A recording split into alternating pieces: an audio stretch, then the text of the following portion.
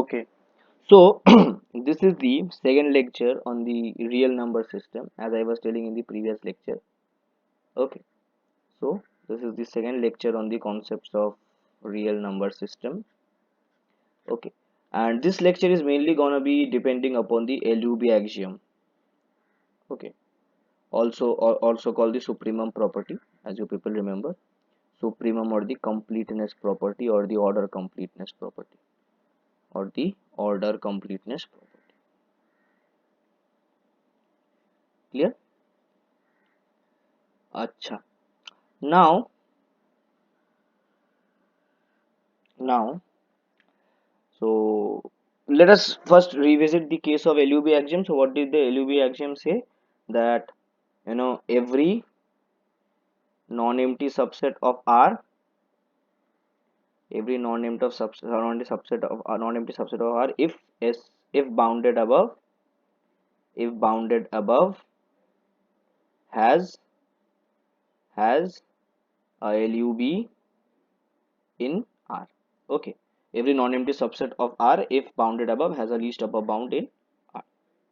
Okay, and in the previous lecture we also ended with a very important statement which says that if A belongs to the set of real numbers and A is a non-empty set, alpha is the supremum of A or the least upper bound of A, clear, or the least upper bound of A, then for all epsilon greater than 0 there exists some x belongs to the set of capital A such that alpha minus epsilon is less than x is less than alpha.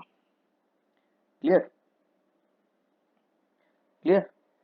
Less than alpha less than equal to alpha. Got it? So this was, with this we had ended the lecture. Now let us see this very important thing, which is the proof of, as I told in the previous lecture, that is the set of all natural numbers is not bounded above. Is not bounded above. Now before starting this thing, let us first introduce a very important thing. See, this epsilon we are talking about now, this epsilon is basically dependent upon this x. Okay, this epsilon is basically dependent upon this x. Clear? So we can choose epsilon according to our problem. So let's see the proof of this problem. So we will go by the proof by contradiction. So let the set of all natural numbers be bounded above. Be bounded above. So it has a least upper bound. Okay, let alpha be the supremum of n. If alpha is the supremum of n, then then for all epsilon greater than 0 there exists some x which belongs which belongs to the set n. Okay, such that alpha minus epsilon is less than x, which is less than equal to alpha. Clear? Acha. Now choose epsilon equal to 1. So we declare that the value of epsilon is equal to 1, since epsilon can be any arbitrary value greater than equal to 0. So if epsilon is equal to 1, what do we have? So alpha minus 1 is less than x, which is less than equals to alpha. So what does that mean? So that means that alpha is less than x plus 1.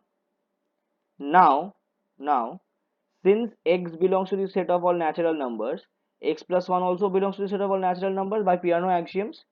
That means if alpha, if alpha is the supremum of the set of all natural numbers, then x plus 1 must also be less than equal to alpha. So what happens? There arises a contradiction. Therefore contradiction arises, thus n is not bounded above. N is not bounded above. Okay, now this proof is basically kind of useful in proving the Archimedean property of real numbers. This is clear. Okay, the next property which is there is called the Archimedean property. Is called the Archimedean property. Archimedean property of reals. What does this property say? So let a and b be two real numbers such that a and b both are greater than 0. Then there exists some n which belongs to the set of natural numbers such that n times x is greater than y. Okay, n times x is greater than y. For two real numbers, arbitrary real numbers, both are positive, then there exists some natural number such that n times x is greater than y. So this is the Archimedean property. So how can we prove this? So proving this is pretty much easy. What will be the negation of this statement? The negation of this statement will be basically that n is less than equals to y over x. Okay. If this is considered as a proposition p, then the complement proposition will be this. Okay. Now since n is not bounded above, as proved in the previous proof, as n is not bounded above, therefore there does not exist any n such that n can be less than equals to y by x, because if this happens then y by x becomes the upper bound of n, right? But n is not bounded above, so contradiction appears basically. Therefore contradiction appears by this statement. So this should be the proof. The negation of this must be true. This cannot be true. Is this clear? Therefore contradiction appears and Archimedean property is true. Clear? Acha. Next topic under this lecture is about root 2. Okay, is about root 2. Root 2. Now, so in the junior classes we have already learned that root 2 is an irrational number. Root 2 is an irrational number. And we have also seen that root 2 belongs to R. We have also went through the proof that how can we show that root 2 is not of the form p by q for GCD of p and q to be 1 and p and q belonging to the set of integers. This proof we have learned. How did we prove this? I'm giving you just a reference. We used to consider that let root 2 be p by q. Then we told that p is equals to root 2 times q. We squared both the sides to get this. So that means 2 divides p square. That means 2 divides p. Right. That means 2 divides p. So from here we can let's say p is equals to 2k for some integer k. From here we can say that 4k square is equals to 2q square. Okay, by putting the value of p here. From here we can say that q square is equals to 2k square. That implies 2 divides q square. That implies 2 divides q. That implies to GCD of p and q is not equals to 1 because it comes out to be 2, because 2 is a common factor of both of them, right? Because when we consider this, so we also need to consider the GCD of p and q is 1, definition of rational numbers. Therefore contradiction appears and root 2 must be irrational. This thing we have learned in junior classes. So in this lecture what we are going to prove basically is that root 2 is a real number. So this is kind of a theorem which says that root 2 is real. Okay, let's see the proof. The proof is very good, very fine, and very much very interesting. Let's see the proof. Okay. So the proof is some sort of like this, is that okay, now let's see. Okay, so basically the proof basically means that there exists some unique x greater than 0 such that x square is equals to 2. The uniqueness is kind of easy to prove because uniqueness is easy to prove because if you have two values such that x square equal to 2 equal to y square, so you can x square equals to y square, that implies x minus y times x plus y is equals to 0. Since x is greater than 0, so the only possible solution left is x equals to y, therefore x is unit. This much is clear. Okay, so we can assume that x is basically unit, but what we need to show is that root 2 belongs to the set of real numbers. So how can we show this? Okay, so we will be using the LUB axiom. Okay, let's see.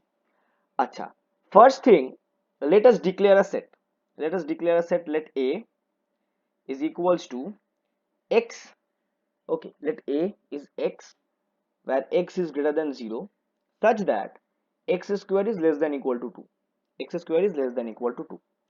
Now from here it is pretty much obvious that A cannot be an empty set, that is A is non-empty, because 1 is easily an element of A. Clear? So since 1 belongs to A, okay, therefore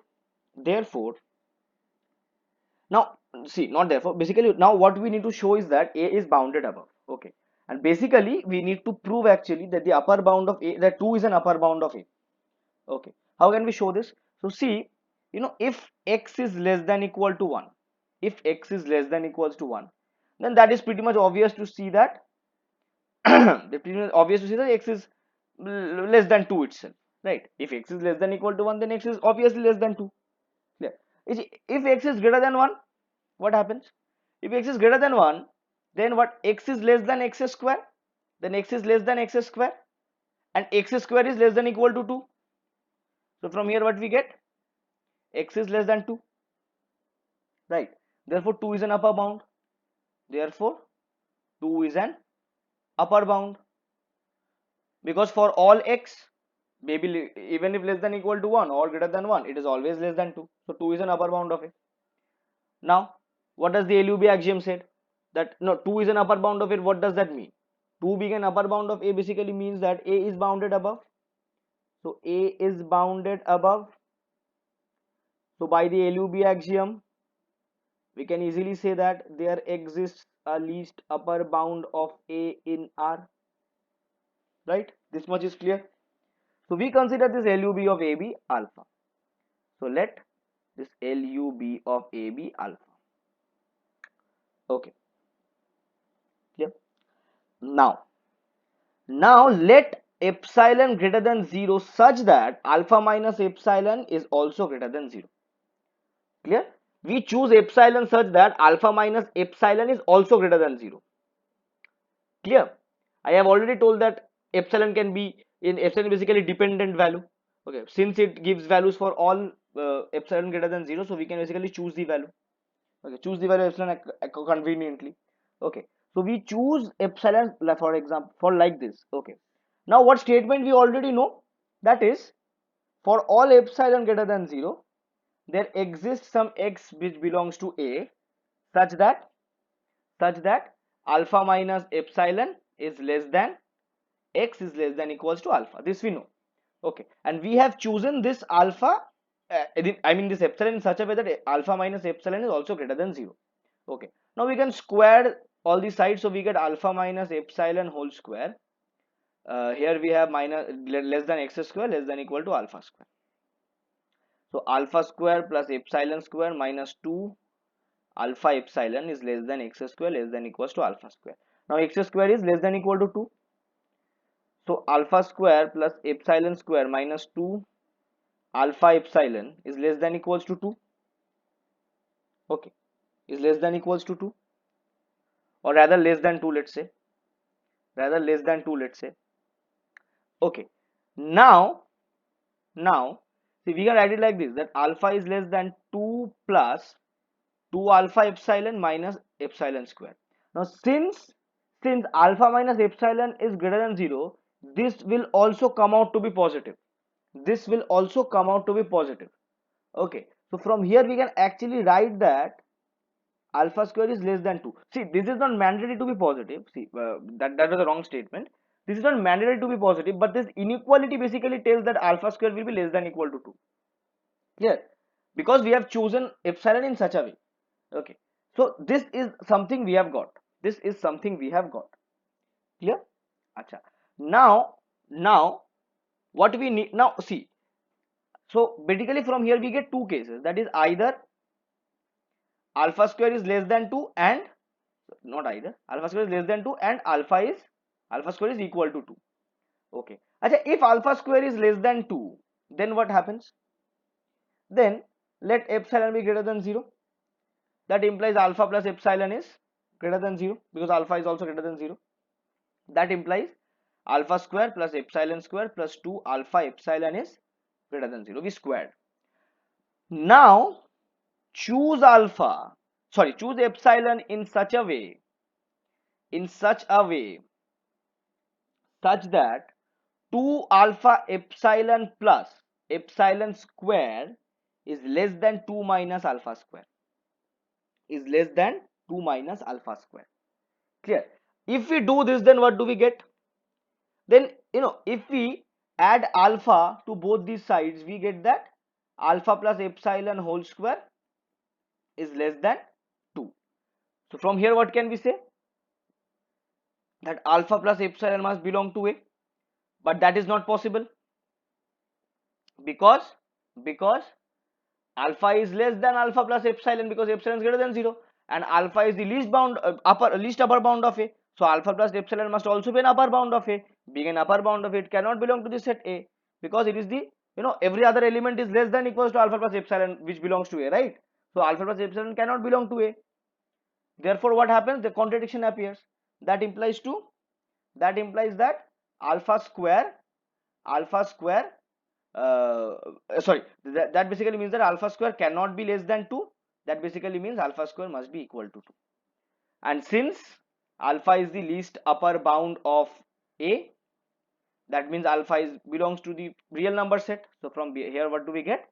That, so from here we can actually say that alpha is equals to root 2. So from there we get that root 2 also belongs to the set of real numbers.